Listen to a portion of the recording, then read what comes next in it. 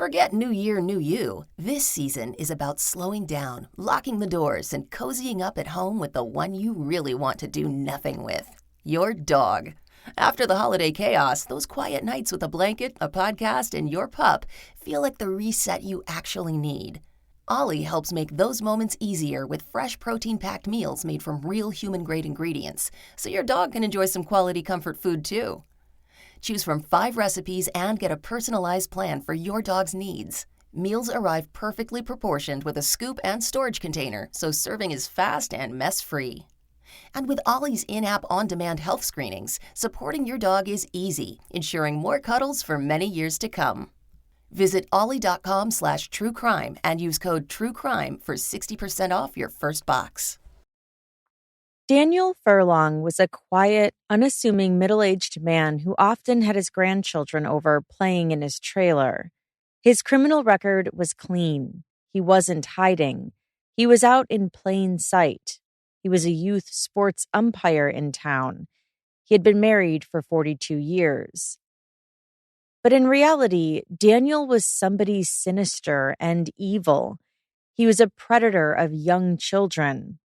He had tried to abduct a 10-year-old girl in 2015, and when he was caught, it was discovered that he had murdered and sexually assaulted 11-year-old Jodi Perrick in 2007. Police also suspected he might be tied to a third child's disappearance from 1997, although he was never charged with that crime. After Jodi Perrick's death, it took 8 years for police to catch Daniel Furlong, and in those 8 years, Ray McCann took the blame. Ray was a very public suspect. His name appeared on the TV news and in the newspapers, even though there was no physical evidence linking him to the crime. He was a local volunteer police officer who had helped join the search for Jodi on the night she went missing. The police and local residents, even some of Ray's own family, believed he was involved in Jodi's death. It ruined his reputation. His son, who spoke with police, ended up turning against him. He lost his job, got divorced, and filed for bankruptcy. Suddenly, he couldn't be around kids and wasn't allowed to coach anymore. Even though there wasn't enough evidence to charge him with Jodi's murder, he was still charged with a crime, perjury, for lying to the police during the murder investigation.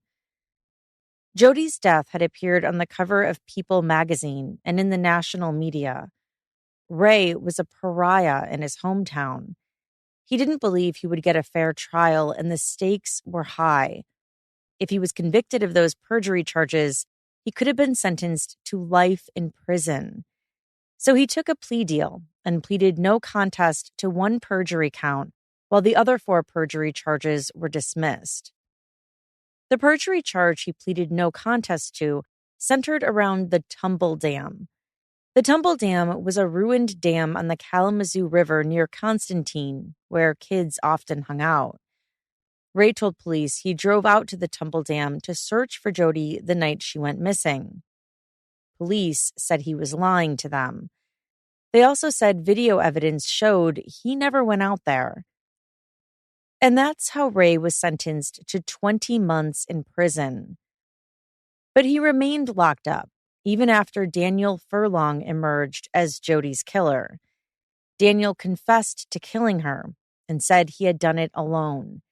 His DNA was a match. All of this caught journalist Ken Kolker's attention. I'm looking through, some of the stories we have on file, and I see, wait a minute, they arrested a guy a few years back, and he's still in prison.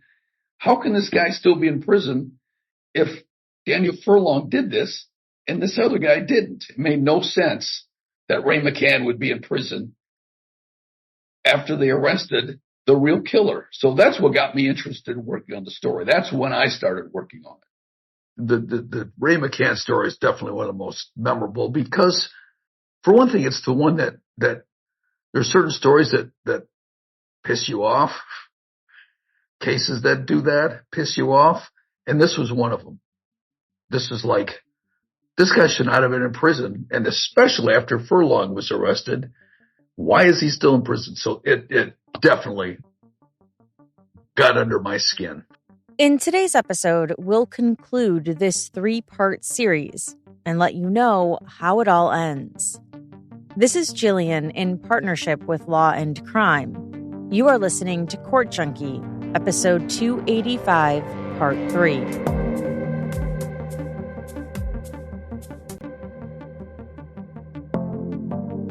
Ken Kolker is an anomaly of sorts. In a media industry where layoffs and burnout are common, Ken has been at his post for 45 years, nearly a half-century. He's a watchdog. Sometimes he is literally the only journalist in the courtroom. His career started at the Grand Rapids Press and then transitioned into television at Wood TV 8, the NBC affiliate for West Michigan. He began reporting on the case against Ray McCann. I saw that this guy is still in prison.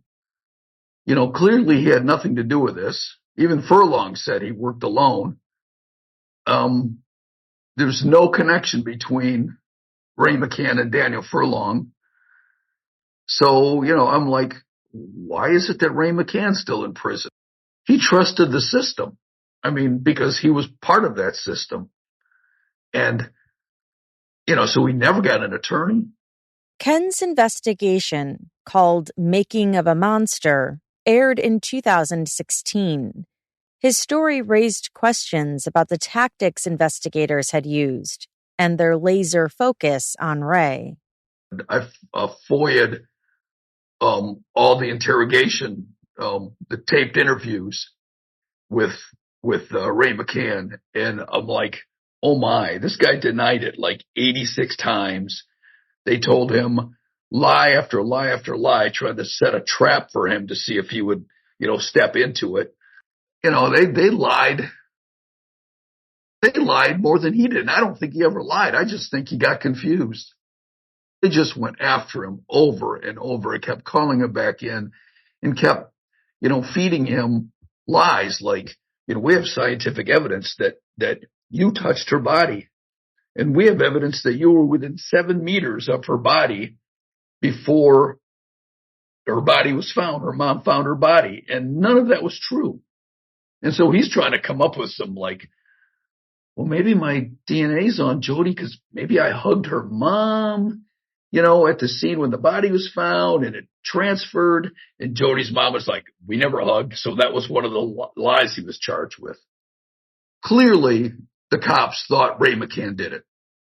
I mean, their focus was on Ray McCann, and they just wanted to catch him. I mean, they're just hoping. I mean, they're feeding them all kinds of different stories. You know, maybe you just dumped her body there. Maybe you just found her body there. Maybe you dumped her there covering up for someone else. They actually suspected for a while that his 11-year-old son had murdered Jody Perrick, and he was covering for his son. So they clearly thought he had some kind of involvement in this, if not the killer himself. Poor Ray, he's married, he's got a couple kids, and the cops, you know, told his wife, he's a dangerous man. We think he killed Jody Perrick. I mean, his wife divorced him. I mean, he lost his family because of this. Jody's mom was convinced that Ray McCann did it, and that's because the police told her that Ray McCann did it. That's the only reason she thought he did it, is because the cops had told her that they're certain that he's the killer. So she's out there, you know, on TV and in the newspapers, you know, telling Ray to confess. Even after Daniel Furlong was arrested, it seemed that the police were defiant and that they still believed Ray was involved. 24-hour News 8's Ken Kolker has the new twist in this case and the missteps made, according to another former police officer. But no apologies due to Ray McCann then? No, there's nothing to apologize for. Seriously, he's not in prison for her murder. Okay. There's no reason to apologize to him. And I'd be very happy you put that on the news.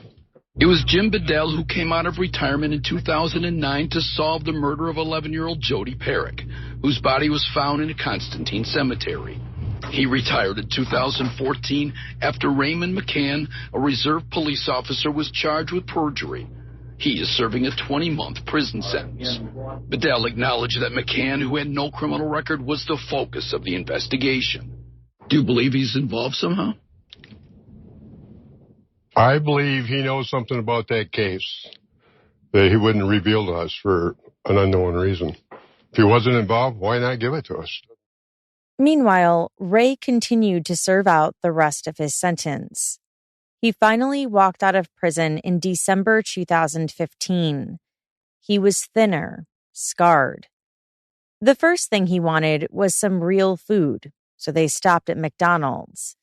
He met his grandchildren and saw his family.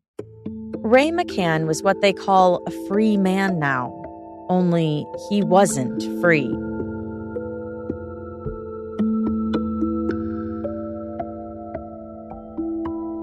Newly out of prison, Ray McCann was terrified about doing something wrong, something that would violate his parole and send him back behind bars. That thought hung over his head constantly. The town where he grew up and became a high school sports star and later raised his own family had turned against him, so he moved away. He couldn't rent an apartment because of his record. Sometimes he slept in his car. He battled depression and had nightmares. Seeing a police car made him paranoid, like this nightmare could happen again. It's never going to go away, Ray later said. Meanwhile, Ken Kolker's reporting would help Ray clear his name. The investigative journalist contacted Northwestern University's Center for Wrongful Convictions to review Ray's police interviews. Also getting involved was the Michigan Innocence Clinic at the University of Michigan, where attorney David Moran, who you heard speak in part 2 of this series, was the co-director. David's students made a shocking discovery about the Tumble Dam video. It was a smoking gun, the evidence that broke the perjury case wide open. So when we got involved, we were very interested. We wanted to see this video from the Tumble Dam. So the first thing we did was the students called, the law students, attorneys on the case, called Ray's attorney, Mr. Mequio. And Mr. Mequio told us that he had never seen the video. That he just assumed that the video showed what Detective Fuller said it showed. Detective Fuller actually testified at Ray's preliminary exam that he had watched the video, and the video confirmed that Ray never had been to the Tumble Dam that night. But Mr. Mequio never got the video, never saw it himself. So we subpoenaed the video, FOIA'd for it, and we got the video, and we played it, and it immediately became clear that Fuller's testimony was a pack of lies. That there was no possible way that anybody could watch that video and determine who had or had not been to the Tumble Dam. The video was pitch black because the time period in question was well after dark. And all you could see were headlights and taillights in the distance coming and going from this surveillance video, which was attached to a factory, the creamery in Constantine near the river. And so at that point, we filed a motion for relief from judgment in the trial court, seeking to withdraw the plea because the factual basis for the plea, since Ray pled no contest, he never admitted that he hadn't been to the Tumble Dam. So the prosecution relied on Fuller's testimony from the prelim to establish that Ray hadn't been to the Tumble Dam. But that factual basis was itself perjury on the part of Detective Fuller. So we filed a motion for relief from judgment to undo Ray's plea. And the prosecution filed a response to that, saying that no, you can see, and somehow, through mysterious means, the prosecution was claiming that Detective Fuller could somehow in that video detect what these cars were. So while we were preparing to hold the hearing in St. Joseph County, one of the students came to me, Valerie Stacy came to me and said she'd been staring at the video, and she recognized that the video did not even show the area of the tumble dam at all, because there were a few structures you could see in the foreground of the video. And using Google Maps and Google Earth, Google Street View, she was able to establish that actually the camera was on the other side of the creamery, facing an entirely different street than the street where the tumble dam trailhead was. So that's one of those just about fall out of your chair moments when you realize not only could you not actually tell whether Ray had been there that night, this surveillance video was not even taken in the right direction to make that determination. So we amended our motion in the trial court to bring out this new information.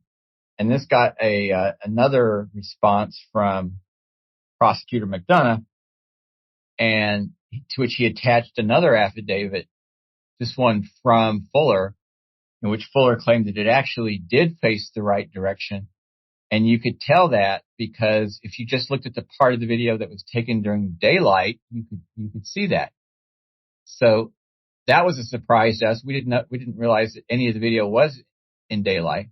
So then we demanded the whole video, and we got the whole video, which starts in daylight, and it's completely clear as day then that Valerie Stacy was right. The video was facing the wrong direction. The camera was facing completely the wrong direction. We could identify the houses that were visible in that video, and they were on the other side. So I called up McDonough and said, you got to watch the video, and you will see that this is a lie. And finally, McDonough gave in. And so on December 7th, 2017, we went to court, and McDonough gave in, and the Ray's conviction was overturned. We talked to Ray, who spoke about the importance of his attorneys who backed him. Every case is different, but oh my God, when you know you're locked up and you didn't do nothing, it's mind-boggling. It's got to be for the family. You know, my daughter went through some crazy stuff. You got to have faith. You got to hang in there. You got to trust your attorneys. You know, and hopefully those are wrongfully. I mean, you know, there's wrongfully people in prison right now, and hopefully they got some wonderful attorneys like I got. You know, and the attorneys I had. You get some attorneys, you know, they're just going through the process. These attorneys really cared. You can just feel it. The state of Michigan paid Ray $40,000 for the time he served in prison under a law that compensates the wrongfully convicted. Former prosecutor John McDonough defended Detective Brian Fuller and took issue at the Michigan Innocence Clinic, claiming victory when he spoke to us. What Brian Fuller noticed was that there was a reflection off a truck from one of the cameras showing that there is potentially headlights turning on the road near the dam. And we couldn't say for sure if that was Ray or not. And it was at the state police's request that we just dismiss the charges and move along.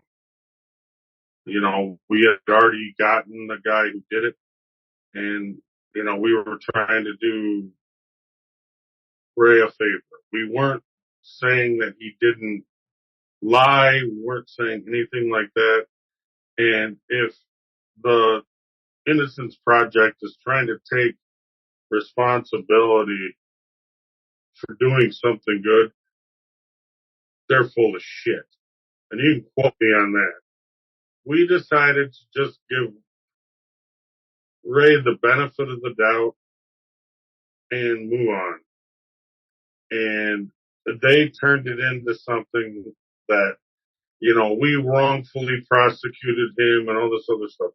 I don't believe that. We tried to do the right thing, the proper thing, the kind thing.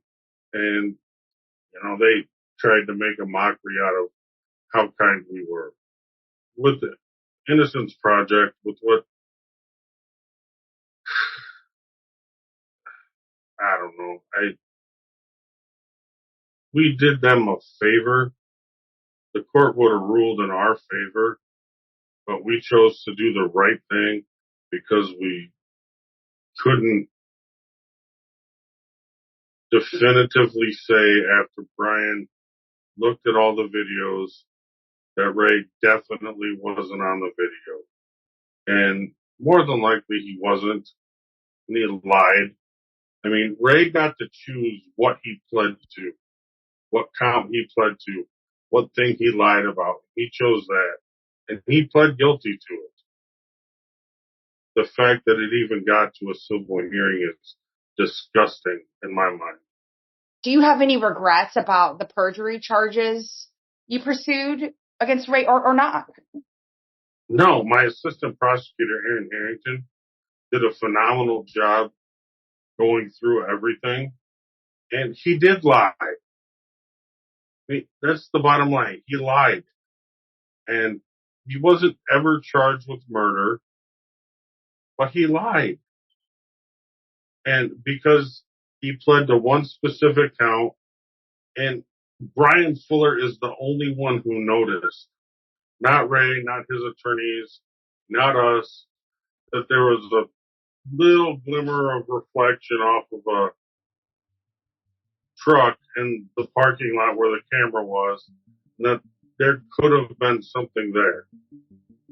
And for people to say anything negative about him or his abilities or what he did is absolutely wrong, because he brought that up to us. He didn't have to say anything. And he brought that up to us. He brought me into my office the morning, afternoon, whatever the hearing was. And we looked at stuff, and that's why we just dismissed the charges.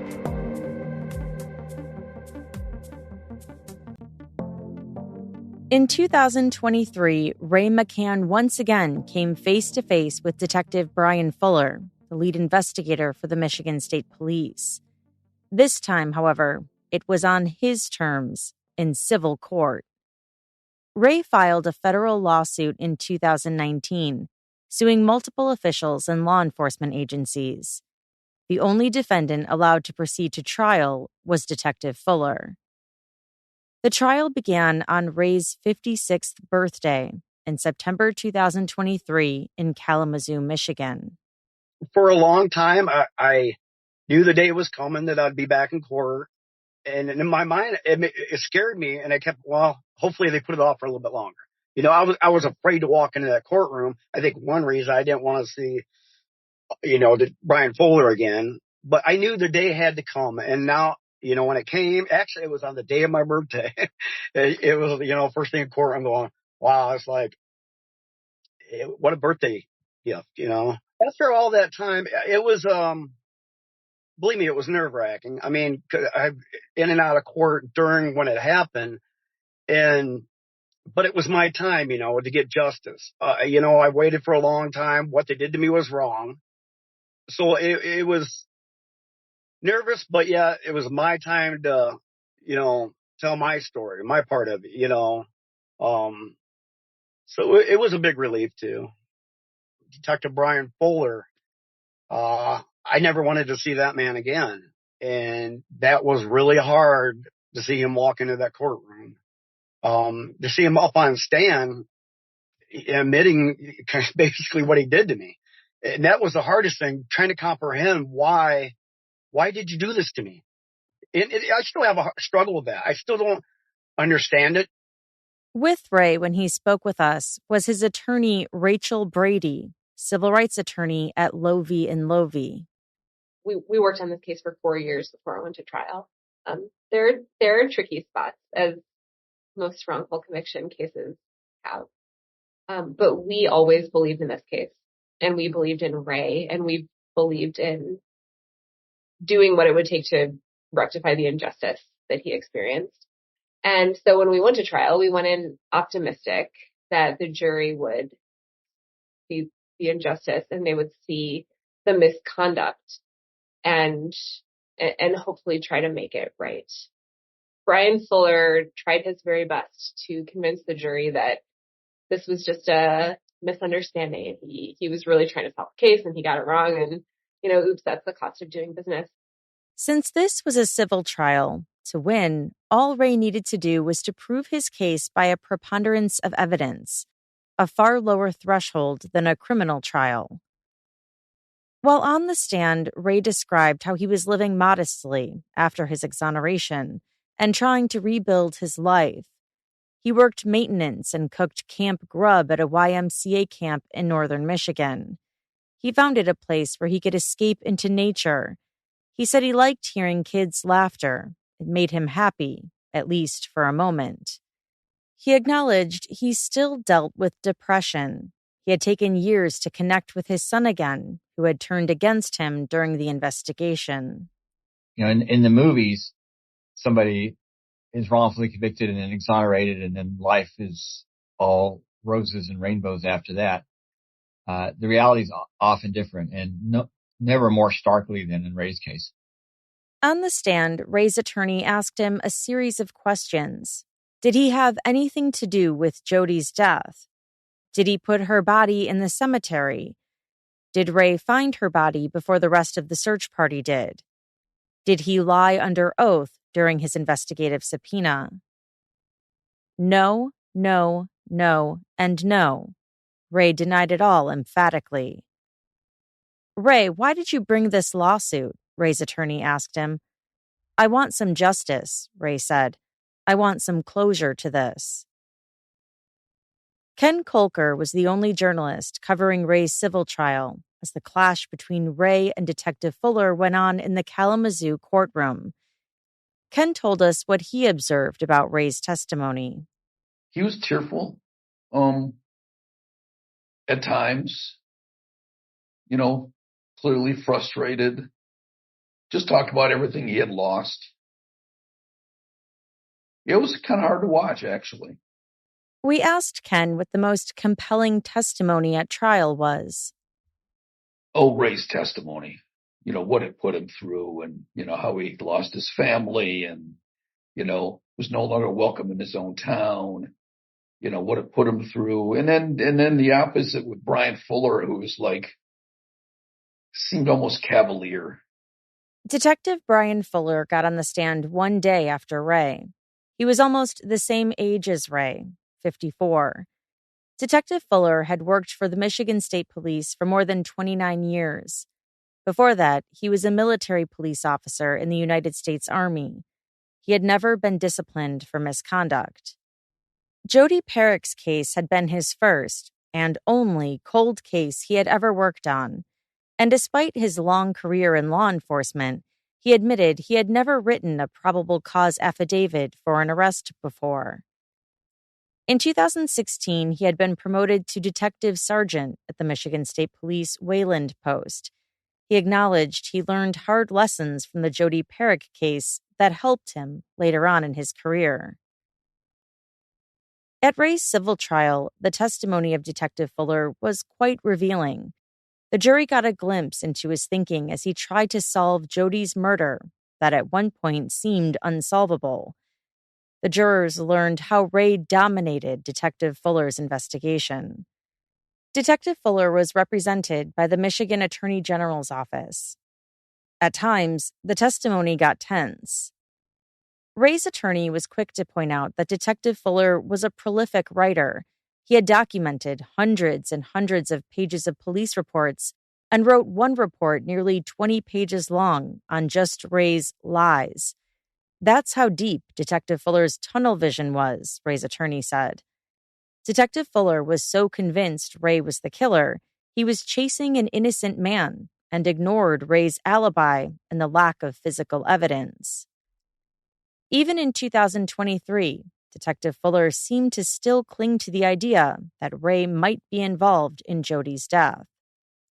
At this point, you agree that Daniel Furlong alone killed the victim, right? Ray's attorney, Russell Ainsworth, asked him. That's what he has confessed to, Detective Fuller said. I agree that's probably the truth. To pin him down, Ainsworth asked, is it probably the truth, or is it the truth? Detective Fuller replied, I believe it's probably the truth.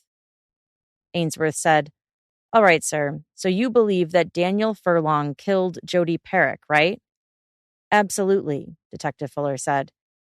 And you don't think that Ray helped Daniel Furlong in any way, right? Today, no, I do not. Ainsworth asked, and you don't believe that Ray had anything to do with Jodi Perrick's murder, correct? Correct, Detective Fuller responded. Later in court, Ainsworth asked, you're still calling him a liar, right? And he was convicted of perjury, right? Detective Fuller responded, he was. He pled to it. Ainsworth continued, and you're accusing him of being a liar to this day? Detective Fuller said, I was asked if I believed he lied, and the answer is yes. Back in 2011, Detective Fuller said one of his theories was that Ray's 11-year-old son somehow killed Jodi and that Ray tried to cover it up. He said he confided to Jodi's mom that that's what he thought happened. Detective Fuller testified that he also told Ray's sister that the evidence proved Ray was the one who put Jodi's body in the cemetery. He insinuated GPS phone data placed Ray there. But that wasn't true. No such GPS evidence existed. Detective Fuller was asked about his interrogation tactics. Police could lie, although they typically don't lie to get information. He said this cold case was particularly challenging because they had so little information to go on. We knew very little as to the dynamics of this homicide, other than an 11-year-old girl was killed, Detective Fuller testified. He said any male in town could be a suspect. What was your law enforcement purpose for lying to Ray's sister about Ray's culpability in Jodi's murder? Ainsworth asked. Detective Fuller answered, we didn't know who all may have had information within his circle of people and family that would have been relevant had our theory about his involvement been true. Ray's attorney continued, you told Ray's wife that she needed to be safe, and you knew without a doubt that he was in the cemetery 22 minutes before Jodi's body was found. Is that right? Detective Fuller said, I don't remember that. Ray's team played a clip of the interview to trigger his memory. You were willing to do whatever you thought was necessary in order to solve this case, right? Ainsworth asked. I wanted to solve this case, Detective Fuller answered. And you would even do things that might not be proper to solve the case, right? Detective Fuller said no. Ainsworth pointed to more of his techniques. While interviewing Ray's son, Detective Fuller called Jodi a tramp and insinuated Ray's son and Jodi must have had sex. Here's a clip of Detective Fuller interviewing Ray's son in 2012. By then, Ray's son was a teenager. But she had terrible upbringing. Her parents didn't care about her. Her parents just cared about getting high. We had this discussion. She was exposed to sexual stuff that she never should have been exposed to. Jodi Perrick, basically, for all intents and purposes, was a tramp at age 11. She came on to you. She wanted you. This had nothing to do with bad things by you. This was her. If all of that stuff happened, you're the victim here. It was like, you ever see the movie Indecent Proposal? Or Fatal Attraction? Or anything like that? I'm telling you what, she wouldn't stop at no, even, probably. That's how strongly she liked you. She probably, on occasion, has come on to you so strong that you didn't know what to do. Based on what I've seen, I believe that Jodi put the person responsible for her death in a situation that they couldn't even control. I believe that it was a game. I believe it was in fun. I believe maybe she just had to be quiet. I believe maybe she overreacted. to a situation. Back at trial, Attorney Ainsworth asked Detective Fuller, "Do you think that was proper to tell the kid who was 11 years old at the time of the crime that the victim in the case was a tramp and that she came on to him and that he was a victim?" Detective Fuller said, "I didn't like it. I don't like it today, but I did it." "Was it proper?" "I don't think it was improper," Detective Fuller said. Ainsworth responded, "We only have so much time, so I'm not going to debate you each time you do that. But is it in some sort of ethereal world between proper and improper? I mean, which side of the coin are you on?" Detective Fuller argued that Ray's legal team was taking his words out of context from the entire interview with Ray's son. "We were operating under the theory that there may have been some involvement by Ray McCann's son, and we were exploring that," he testified. "One of the reasons for that is that there was a strong attraction, and one of the tactics that are used at times is to blame the victim. Like I said, I am not saying that that is the best thing to do, looking back, but it's what we did, and it didn't get us any further." He acknowledged that no DNA evidence tied Ray's son to the crime. Ainsworth moved on.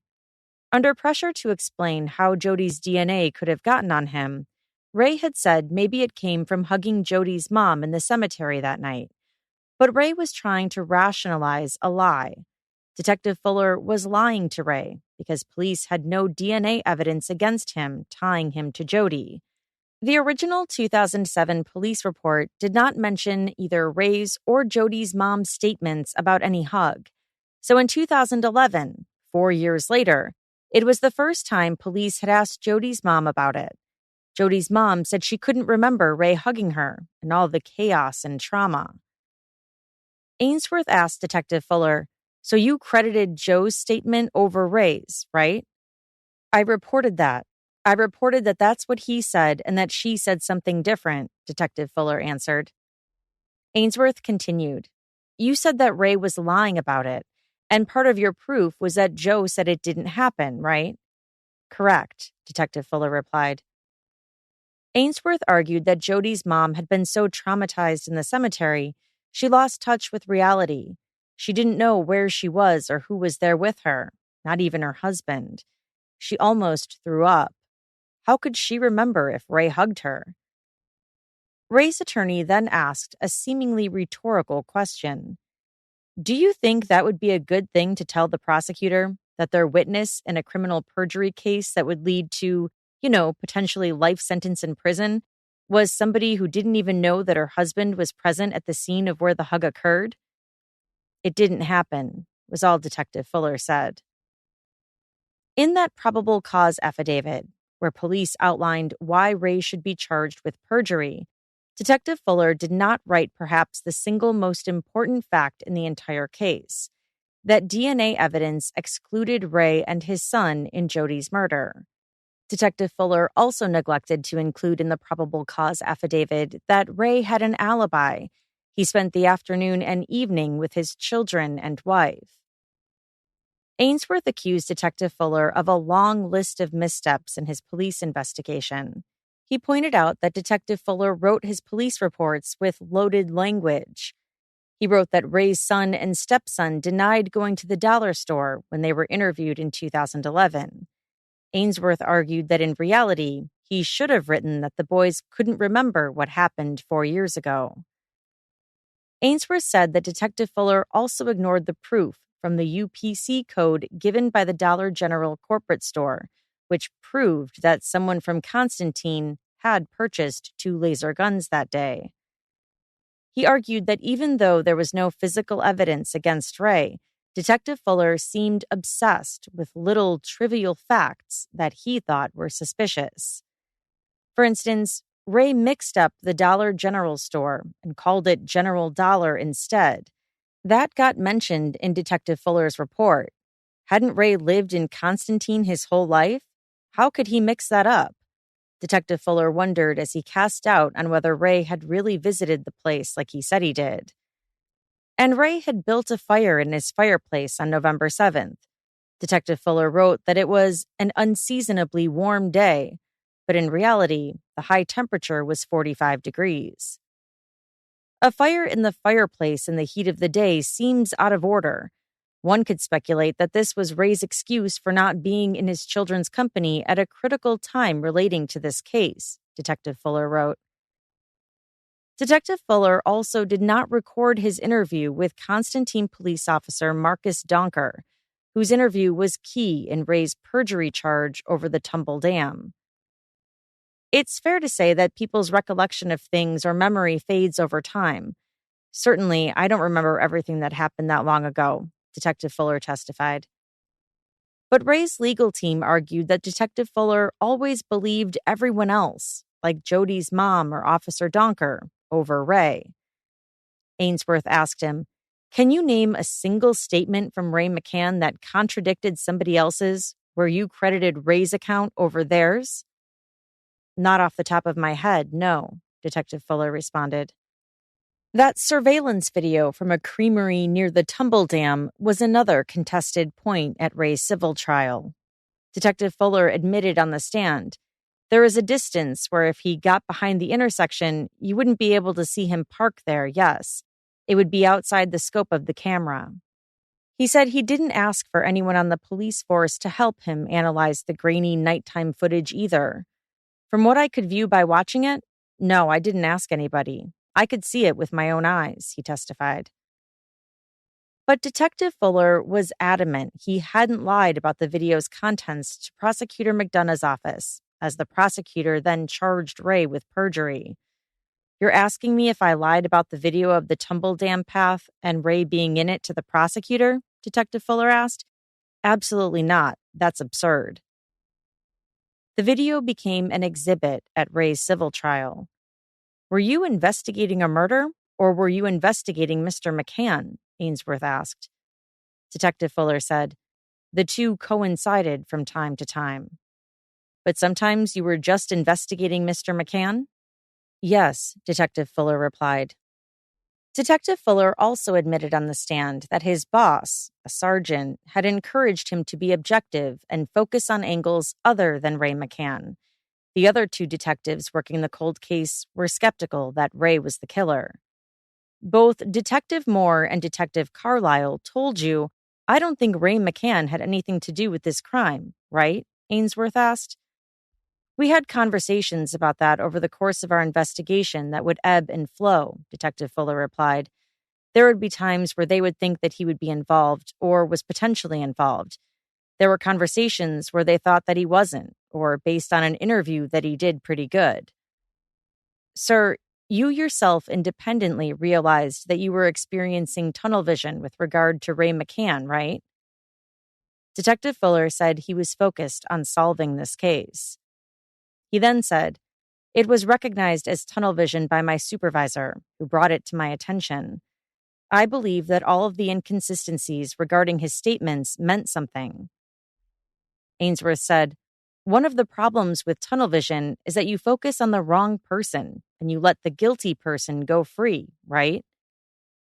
Detective Fuller added, "The problem with tunnel vision is that you don't remain objective." Listening to the testimony, there was no doubt Detective Fuller desperately wanted to solve a twisting, complicated case that had stumped law enforcement and kept leading to dead ends. "There were a whole lot of things that happened in this case that are things I've never experienced before," he testified. "We had false confessions of a homicide. We had a lot of things that happened that we had to work through. It was a very complex, convoluted investigation. It was hard work." Ainsworth asked, "What was the only thing standing in your way of charging Ray with murder?" "Well, I don't charge people with crimes. The prosecutor's office does," Detective Fuller answered. "But to answer your question, I had a supervisor that certainly was not supportive of going down any road of charging anyone with homicide until the DNA was figured out. That was first and foremost. We just didn't have enough pieces of the puzzle to pursue that, in my opinion. Although I believed at the time that the issues with Mr. McCann meant something. They had to mean something as it related to her death. And that, as we have said here today, I have told you is not true. It's wrong." In one document he sent to his sergeant, Detective Fuller wrote, "The only thing fucking this whole thing up it's apparently not his DNA. Other things also didn't add up with Detective Fuller's theory. If Ray had killed Jody, why would he be so eager for everyone to search the cemetery? The killer doesn't usually then tell people to go find the body at the place where it's dumped, right? Ainsworth asked. They want the body to be hidden so they have more time to cover their tracks, right? Detective Fuller agreed. Yes, that seemed true. He explained his thought process. I believe that Ray was directing people there to find the body, that the potential existed that he was involved, and he was trying to get people there to find the body. Officer Donker was about to have an Amber Alert issued. There was going to be a whole lot more attention, and the possibility existed that without that body being found, it may be more problematic for him. That was a theory of mine. One of the final exchanges between Ray's attorney and Detective Fuller seemed particularly memorable. Detective Fuller said he had not apologized to Ray McCann for what happened to him. Do you wish to? Ainsworth asked. Yes, Detective Fuller replied. I'm sorry, Ray, for what happened. I truly am. Did Detective Fuller feel any remorse for his actions during the police investigation? That's a difficult question, Detective Fuller said.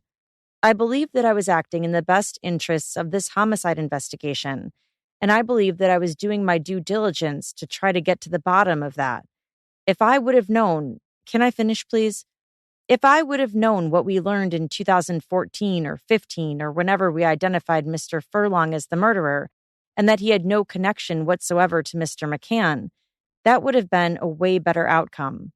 I am remorseful that we didn't expand the canvas another block and a half to get that DNA much sooner, to avoid Mr. McCann going through what he went through, to avoid another child being nearly abducted and potentially killed. Yes, I have remorse. Yes, I am very disappointed that we didn't get to where we needed to get to sooner, and for the sacrifices he made that were the cause of our investigation and my doing. I had no malice. I had no ill intent towards this man. I believe that we had developed somewhat of a decent rapport over time. Sure, some of that was intentional. Sure, it was. But I am sorry to you, sir.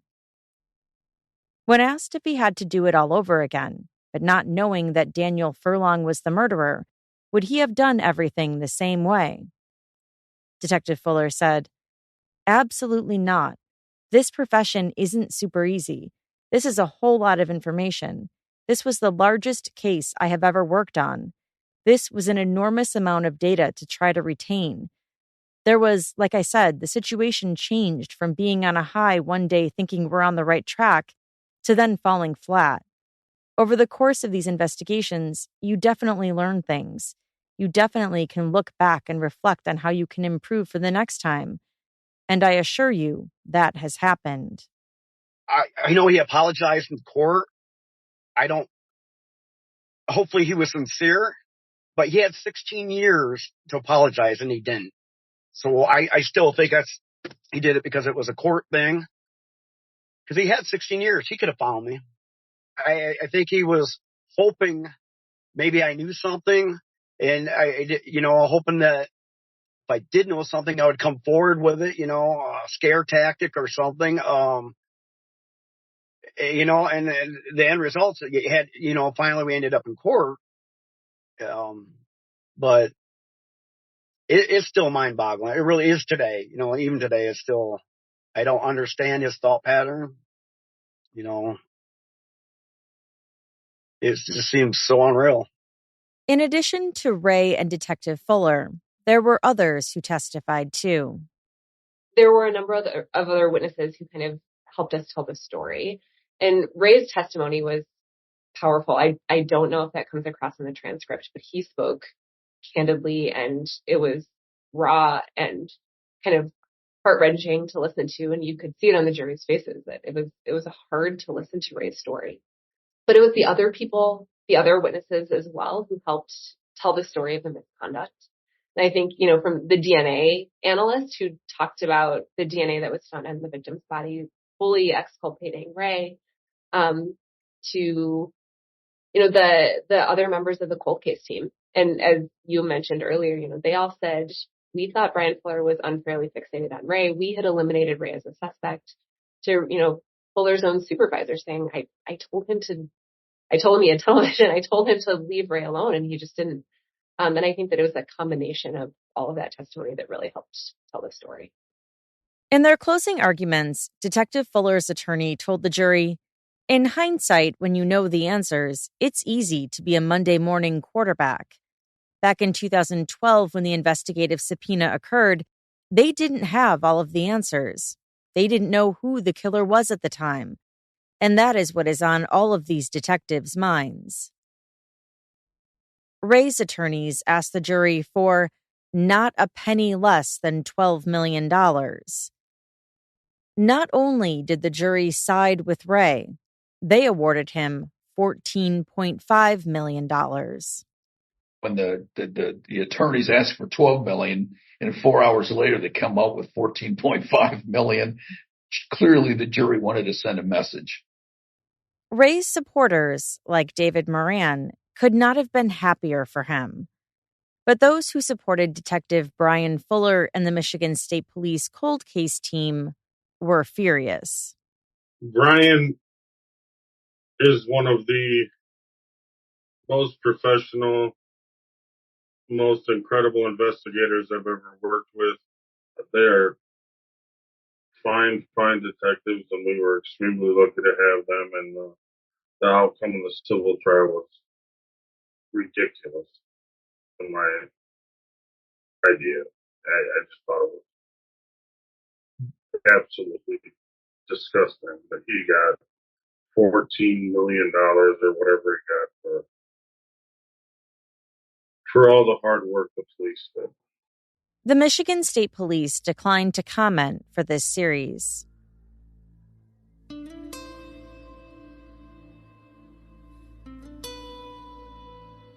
It's going to be a healing process, probably the rest of my life. I was telling Rachel, it's just, when I was in Keur, I told the jury, no matter what the outcome was, win or lose, it's not over for me. I got to continue, and I go through depression because I still in my mind try to figure out what happened.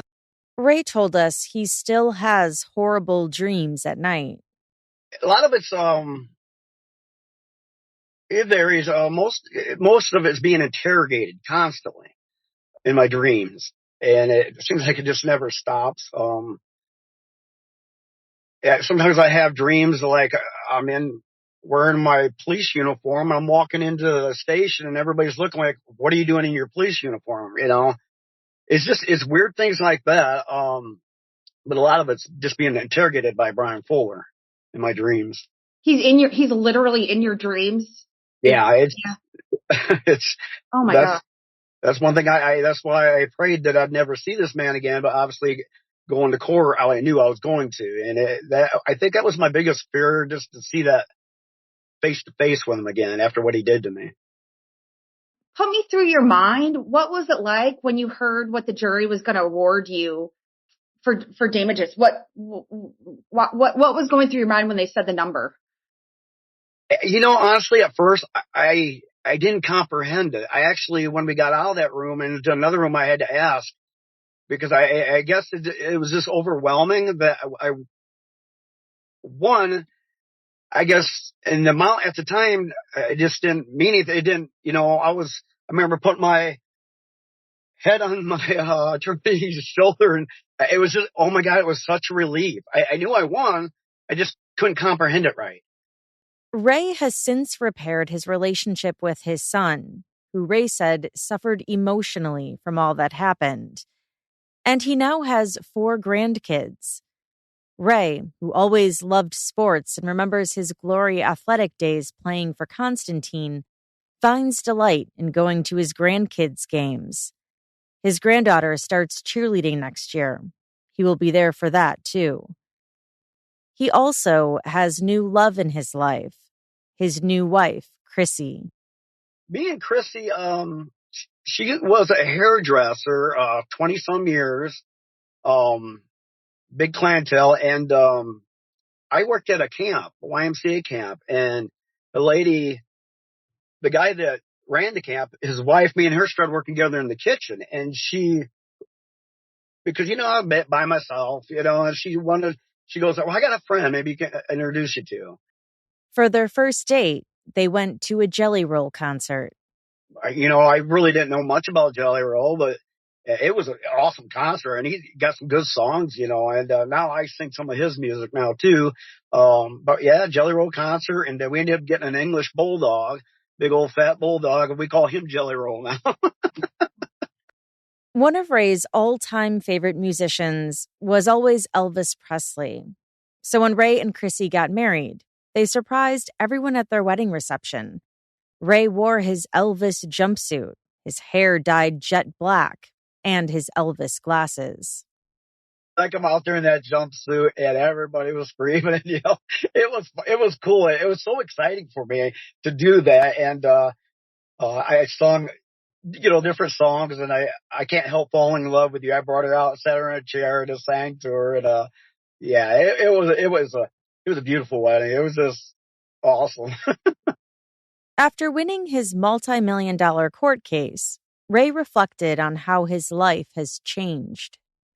I first get out, trying to apply for an apartment. They seen that on my record, got denied. Jobs, you couldn't get the best, good job that you wanted. You had to settle for something else. I didn't have a car at first, walking to work. My daughter gave me rides. Living with my daughter, thank God I did have somewhere to go for a while. And then when I got up north, I was actually a little bit homeless for a while, for about, I don't know, I can't remember how long it was, 6 months or so. Lived in my truck for a little bit, lived on camp. I was fortunate the camp director there let me stay in one of the cabins for a while. So, yeah, it hasn't been easy, for sure. Ray recently bought a house for his daughter so she can live closer to him in northern Michigan, where he lives now. He has trips planned, like Disney World with his family, and going on a cruise next year. I love Disney. I act like I go there just to take the stress off me, act like a little kid, just enjoy it all. I've waited, 17 years for this, so it's like, have a little enjoyment now, I still don't comprehend, the money. You know what I mean? I still live like a poor guy, somewhat, because I've always, tried to make my dollar stretch. I've always, funny to say, when I grocery shop, buy the, cheaper. That's just me. I bought a few nice things, but I try to keep it, the level down. I know some people get crazy and, and then it's all gone, and I still got to live the rest of my life out, and help my grandkids out, my daughter, my kids. And, I want to leave something behind. My situation don't really bring you happiness, because I still go through that depression. People think, well, now you've got the money, you can do anything you want. Yeah, in a way you can, but you know what? I still go through everything I go through. Nothing has changed. Money the word I guess they're saying, it doesn't buy you happiness. It helps, but I still have the problems I have. Like I said, it's always going to be there, though. It's always going to be there. Normally, whenever Ray drives south now, he bypasses Constantine. But occasionally, he has stopped back in his old hometown and has even gone to the cemetery where Jody's body was found, where everything began, because that's where Ray's parents are buried too. It's hard to even go back through that town, period, and it's even harder to stop at my mom and dad's gravesite. It's hard to even drive in there, because bam, right away you just start thinking the whole night, you relive it again, and it's very hard. And that's all for this episode. I want to thank Gabrielle Russon, who researched and wrote this 3-part series. I think she did an excellent job telling the story of not only Jody Perrick and her horrible death, but also the court cases surrounding it, including the tragic incarceration of someone who did nothing wrong. You can follow Gabrielle on Twitter or X at Gabrielle Russon. I'll include that in the show notes. I want to thank Ray McCann for sharing his story with us. And I'd also like to thank his attorney, Rachel Brady with Lovey & Lovey, David Moran, journalist Ken Kolker, and former prosecutor John McDonough for their perspectives and help with this case. As always, I'd love to hear your thoughts. Join the conversation on Instagram @CourtJunkie, or you can email me at podcast@courtjunkie.com. To hear these episodes without the ads and hear additional Court Junkie bonus episodes, you can check out courtjunkie.com/support to see my Patreon options. And if you have a case you'd like for us to cover, please email podcast@courtjunkie.com and put listener request in the subject line. I do have an influx of listener requests at the moment, and I'm trying to get back to everyone, but it's taking me a little bit of time. But I am noting your requests and adding them to my research list to see if they would make for potential episodes. Anyway, thanks again for listening. Until next time.